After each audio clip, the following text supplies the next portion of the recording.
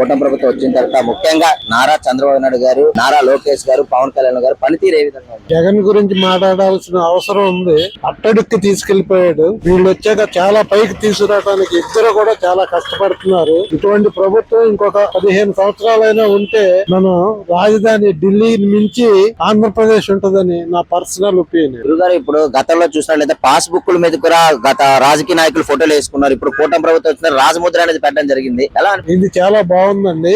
ఆవిడ ముద్రలకే కోట్లు ఖర్చు పెట్టేసేది. ప్రజలందరూ కూడా చెడ్డ ప్రభుత్వం 5 సంవత్సరాలు ఎలా పరిపాలించిందో తెలిసింది. అందుకనే 11 సీట్లతో ఆయన కిందకి పెట్టిన ఆడు రోజు ఏదో తగు తీసుకొస్తూ అన్పాపులర్ చేయటం కోసం న్యాయమైన విషయాలను కూడా అన్యాయంగా మాట్లాడుతున్నాడు అనేది నా మనసుకు తోచిన విషయం. గురుగారు, ఇప్పుడు డబ్బుల మీద గాంధీ గారి ఫోటో ఉంది, మా పాస్ బుక్ల మీద మా ఫోటో ఉంటే తప్పే ఉందని అన్నారు కార్యకర్త. అది చాలా తప్పండి. అతని ప్రభుత్వంలో ఏదో అన్ని సర్వే చేసేసి చాలా ఉపకారం జరిగిందని జరుగుతున్నాడు. ఇప్పుడు జరిగేది న్యాయం జరుగుతుందండి. నేను చెప్పేది ఒకటే, ఇంకొక 15 సంవత్సరాల కూటమి ప్రభుత్వం గనక ఉంటే మన రాష్ట్రం అందరికీ అందనంత ఈ ఏఐ అని ఉంది కదా, దాన్ని ఎక్కడికి తీసుకెళ్లాలో అక్కడికి తీసుకెళ్లే పరిస్థితుల్లో చంద్రబాబు నాయుడు, లోకేష్ కూడా ఉన్నారండి.